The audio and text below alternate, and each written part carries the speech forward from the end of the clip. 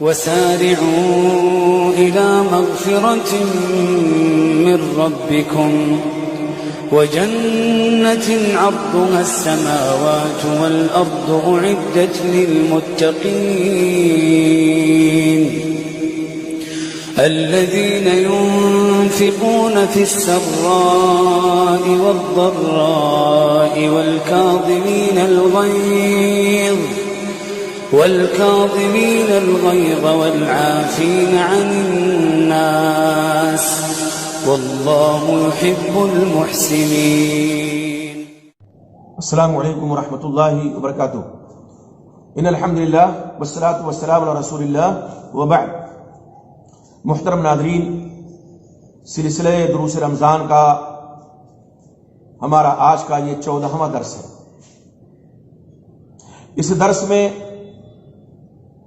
ہم یہ جانیں گے کہ ہم جنت کے طلبگار اور مغفرت کے طلبگار کب بن سکتے ہیں اور ہمیں جنت کب مل سکتی ہے، اور وہ کون سے امور ہیں، وہ کون سے اعمال و افعال ہیں کہ جن کو کر کے ہم جنت کی طرف دوڑ لگا سکتے ہیں. ہمیں آپ کو معلوم ہے رمضان کا مہینہ ہے، جنت کے دروازے کھلے ہوئے ہیں. ضرورت ہے کہ اس دروازے کی طرف ہم اور آپ لپکیں. قرآن مجید میں اللہ رب العزت ارشاد فرماتے ہیں وَسَارِعُوا إِلَىٰ مَغْفِرَةٍ مِّن رَّبِّكُمْ وَجَنَّةٍ أَرْضُهَا السَّمَاوَاتُ وَالْأَرْضُ أُعِدَّتْ لِلْمُتَّقِينَ. دوڑو اپنے رب کی مغفرت کی طرف اور جنت کی طرف کہ جس کی وسعت، جس کی چوڑائی زمین و آسمان کے برابر ہے، جو جنت متقیوں کے لیے تیار کی گئی ہے. وہ متقی الذین ينفقون فی السراء والضراء، جو خرچ کرتے ہیں اللہ کے راستے میں، خوشحالی میں بھی، تنگ دستی میں بھی. والکاظمین الغیظ، اور جو غصہ کو پی جانے والے ہیں. والعافین عن الناس، اور جو لوگوں کو معاف کرنے والے ہیں. واللہ یحب المحسنین، اور اللہ رب العزت نیکوکاروں سے محبت کرتے ہیں، ان کو دوست بنا لیتے ہیں. یہ آل عمران کی 33 اور 34 نمبر کی 2 آیتیں ہماری زندگیوں میں انقلاب لا سکتی ہیں اگر ان آیتوں پر ہم غور کر کے ان پر عمل کرنا شروع کر دیں. تو آئیے دیکھیں کہ وہ کون سے کار خیر ہیں کہ جن کی وجہ سے ہم جنت کی طرف دوڑ لگا سکتے ہیں،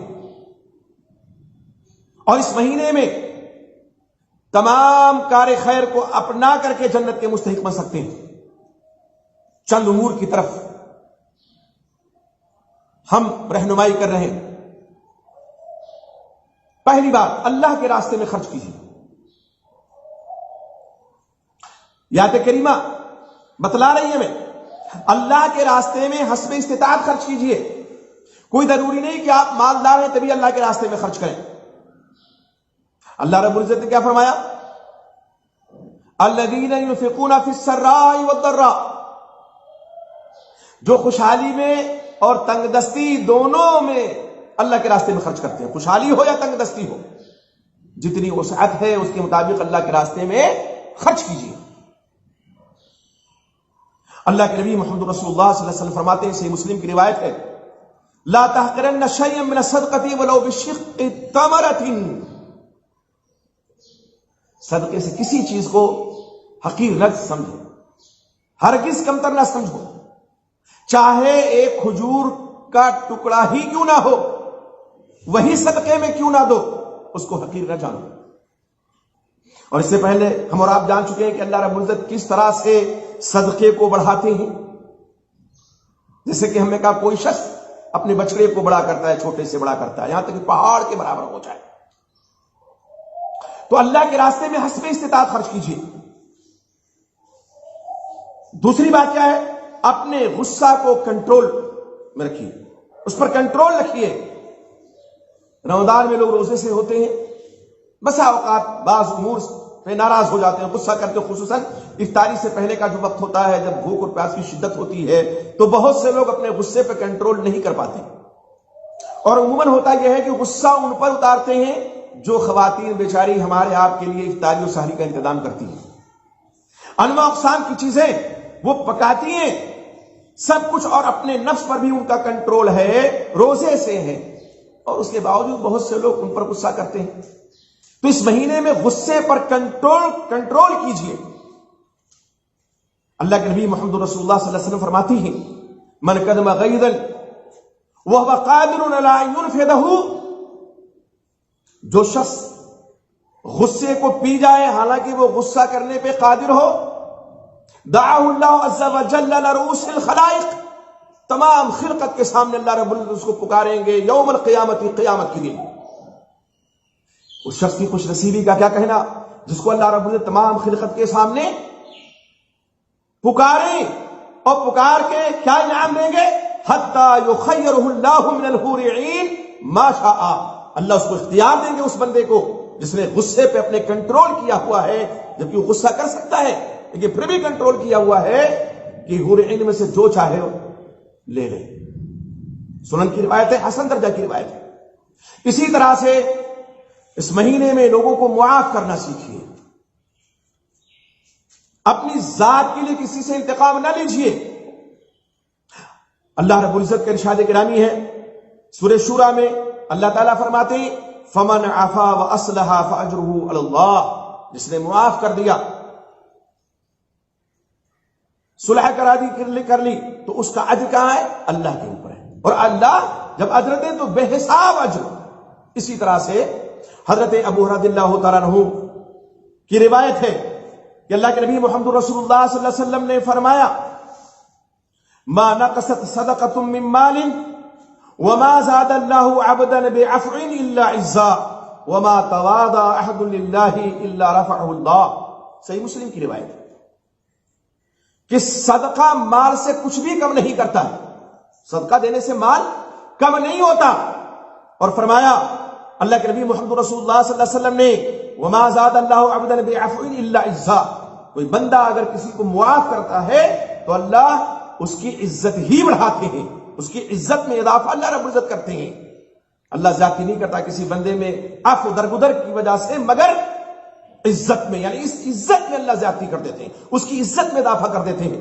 آج ہم نے، آپ نے اس مبارک مہینے میں اپنے کسی بھائی کو معاف کر کے گلے سے لگا لیا تو اللہ تعالیٰ کیا کرتے ہیں، عزت میں اضافہ کر دیں گے، ہمارے اور آپ کی عزت بڑھ جائے، ہمارے اور آپ کی عزت میں اضافہ ہو جائے گا، اللہ اس میں اضافہ فرما دیں گے. فرماتے ہیں وما تواضع احد للہ الا رفعہ اللہ، جو شخص اللہ کے لیے کسر نفسی اپنائے، تواضع اپنائے، الا رفعہ اللہ، اللہ اس کو بلند کر دیتے ہیں، بلند مقام پر فائز کر دیتے ہیں. اسی طرح سے اس مبارک مہینے میں محسن بنیے، واللہ یحب المحسنین، نیکوکار بن جائیے. اور اس مبارک مہینے میں جو عبادت کریں اس میں احسان اور اخلاص کا دامن نہ چھوڑیں. احسان کیا ہے؟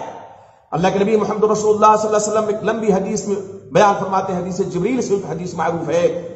جب سوال کیا جبریل نے آپ سے احسان کے بارے میں تو آپ نے فرمایا الاحسان ان تعبد اللہ کانک تراہ، احسان یہ ہے کہ تم اللہ کی اس طرح عبادت کرو گویا کہ تم اللہ کو دیکھ رہے. فإن لم تكن تراہ، اگر تم اس کو دیکھ نہیں رہے، فإنه يراک، تو یقین ضرور ہو کہ بے شک اللہ تمہیں دیکھ رہا ہے. صحیح بخاری مسلم کی روایت ہے. اسی طرح سے اللہ رب العزت کی اطاعت میں کوشش کیجئے کہ نافرمانی اللہ کی نہ ہو، رسول صلی اللہ علیہ وسلم کی اس مہینے میں نافرمانی نہ ہو، کسی مہینے میں بھی، خصوصاً اس مہینے میں نافرمانی نہ ہو. اور ایک اور چیز کو دھیان میں رکھیں، والدین اگر ہیں یا والدین میں سے کوئی ایک ہے تو والد یہ جنت کا درمیانی دروازہ کہا گیا ہے حدیث رسول میں. اللہ کے نبی محمد رسول اللہ صلی اللہ علیہ وسلم فرماتے ہیں الا ادلک علی باب من ابواب الجنہ، کیا میں تمہاری رہنمائی نہ کروں جنت کے دروازوں میں سے ایک دروازے کی طرف؟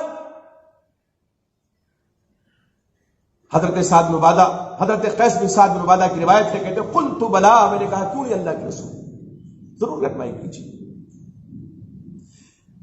ضرور رہنمائی کیجیے. آپ صلی اللہ علیہ وسلم نے ایک کلمہ سکھلایا اس میں،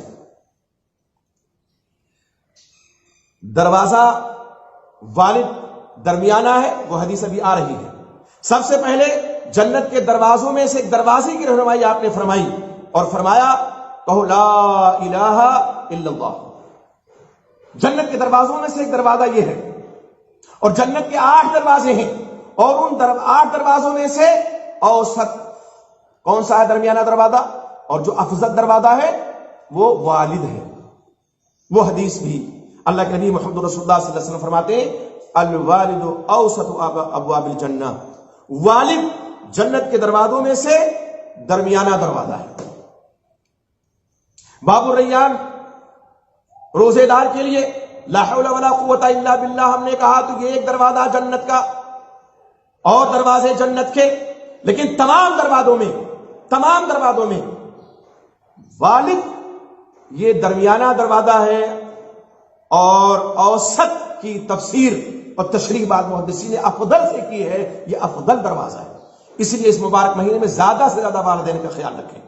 آپ فرماتے ہیں فحافظ علی والدیک، تو اپنے والدین کی نگہداشت کرو، ان کی خبر گیری کرو، ان کی حفاظت کرو، اور اترک یا چھوڑ دو۔ اور دوسری حدیث میں ہے کہ ضائع کر دو، ابن ماجہ کی روایت ہے، صحیح روایت ہے۔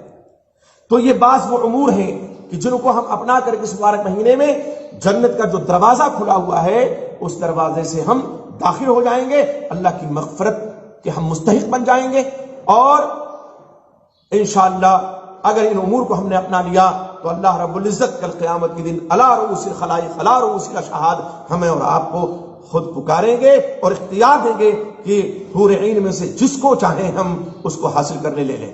اللہ سے دعا کیجئے کہ اللہ رب العزت امور پر ہمیں عمل کرنے کی توفیق عطا فرمائے، اور اللہ تعالی رمضان کی مبارک ساعتوں سے ہمیں حز اندوز ہونے کی توفیق عطا فرمائے۔